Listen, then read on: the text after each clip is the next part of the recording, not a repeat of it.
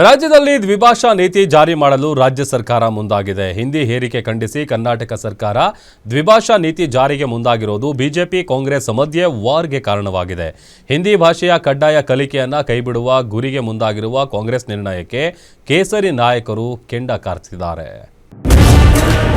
Congress BJP ನಡುವೆ ತಾರಕಕ್ಕೇರಿದ ದ್ವಿಭಾಷಾ ನೀತಿ war. ರಾಜ್ಯ ಸರ್ಕಾರದ ನಡೆಗೆ ಕೇಂದ್ರ ಸಚಿವೆ ಶೋಭಾ ಕರಂದ್ಲಾಜೆ ಕಿಡಿ. ಹಿಂದಿ ಹೇರಿಕೆಯಿಂದ ಲಾಭವೇನು ಅಂತ ಪ್ರಿಯಾಂಕ್ ಖರ್ಗೆ ಪ್ರಶ್ನೆ. ಎಸ್ಎಸ್ಎಲ್ಸಿ ವಿದ್ಯಾರ್ಥಿಗಳಿಗೆ ಹಿಂದಿ ಪಾಸ್ ಕಡ್ಡಾಯ ಮಾಡದಂತೆ ಕನ್ನಡ ಪರ ಸಂಘಟನೆಗಳಿಂದ ಒತ್ತಾಯ ಕೇಳಿ ಬಂದ ಬೆನ್ನಲ್ಲೇ ರಾಜ್ಯದಲ್ಲಿ ದ್ವಿಭಾಷಾ ಸೂತ್ರ ಜಾರಿಗೆ ಚಿಂತನೆ ನಡೆದಿದೆ. ದ್ವಿಭಾಷಾ ನೀತಿಯನ್ನ ಜಾರಿಗೆ ತರಲು ಪ್ರೊಫೆಸರ್ ಸುಖದೇವ್ ತೋರಟ್ ನೇತೃತ್ವದ ರಾಜ್ಯ ಶಿಕ್ಷಣ ನೀತಿ ಆಯೋಗ ಶಿಫಾರಸು ಮಾಡಿದೆ. ಈ ನೀತಿಯು ಮಾತೃಭಾಷೆಯಾಗಿರುವ ಕನ್ನಡಕ್ಕೆ ಆದ್ಯತೆ ನೀಡ್ತಾ ಇದೆ. ಹೀಗಾಗಿ ಹಿಂದಿ ಭಾಷೆಯ ಕಡ್ಡಾಯ ಕಲಿಕೆಯನ್ನ ಕೈಬಿಡಲು ಕರ್ನಾಟಕ ಸರ್ಕಾರ ಮುಂದಾಗಿರೋದು ಬಿಜೆಪಿ ನಾಯಕರ ಆಕ್ರೋಶಕ್ಕೆ ಕಾರಣವಾಗಿದೆ.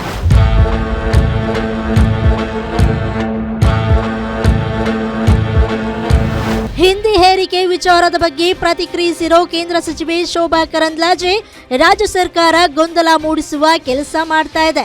ಮಕ್ಕಳು ಹಿಂದಿ ಬೇಡ ಅಂದಿದ್ರ, ಪೋಷಕರು ಬೇಡ ಅಂದಿದ್ರ, ರಾಜ್ಯದ ಶಿಕ್ಷಣ ಸಚಿವರಿಗೆ ಶಿಕ್ಷಣವೇ ಇಲ್ಲ, ಸಿಎಂ ಅವರಿಗೆ ಏನಾಗಿದೆ, ಯಾಕೆ ಇಂಥ ತೀರ್ಮಾನ ಅಂತ ರಾಜ್ಯ ಸರ್ಕಾರದ ನಡೆಗೆ ಖಂಡನೆ ವ್ಯಕ್ತಪಡಿಸಿದ್ದಾರೆ.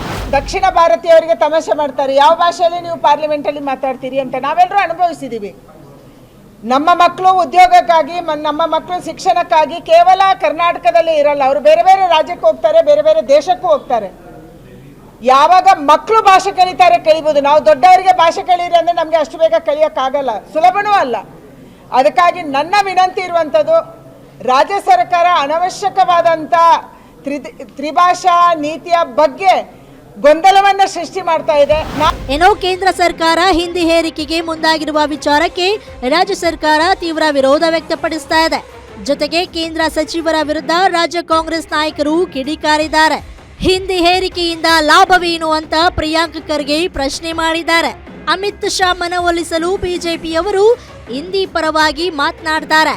ಕೇಂದ್ರಕ್ಕೆ ರಾಜ್ಯ ಭಾಷೆಯ ಮೇಲೆ ಯಾವುದೇ ರೀತಿ ಜವಾಬ್ದಾರಿ ಇಲ್ವಾ? ನೆಲ ಜಲ ಭಾಷೆಗೆ ಎಂಪಿಗಳು ಹೋರಾಟ ಮಾಡಿದ್ದಾರಾ? ಸ್ಥಳೀಯ ಭಾಷೆಗಳನ್ನ ಉಳಿಸಲು ಕೇಂದ್ರ ಸರ್ಕಾರ ಕೈ ಜೋಡಿಸಬೇಕು, ಬದಲಾಗಿ ಒತ್ತಡ ಹೇರಬಾರದು ಅಂತ ಬಿಜೆಪಿ ನಾಯಕರ ಹೇಳಿಕೆಗೆ ಸಚಿವ ಪ್ರಿಯಾಂಕ್ ಖರ್ಗೆ ಕೌಂಟರ್ ಕೊಟ್ಟಿದ್ದಾರೆ. ನೋಡಿ, ಬಿಜೆಪಿ ಅವರು ಹೇಳ್ಬೇಕಲ್ಲ, ನೋಡಿ ಅಪ್ಪ, ಇದರಿಂದ ಪ್ರಯೋಜನ ಏನಾಗ್ತಾ ಇದೆ ಮೂರು ಭಾಷೆಯಿಂದ ಅಂತ, ಅಥವಾ ಈ ಹಿಂದಿ ಹೇರಿಕೆಯಿಂದ ಅವರು ಅವ್ರ ಲೀಡರ್ಸಿಗೆ ಮನವೊಲಿಸ್ಲಿಕ್ಕೆ ಅವರು ಪ್ರಯತ್ನ ಮಾಡ್ತಾ ಇದ್ದಾರೆ.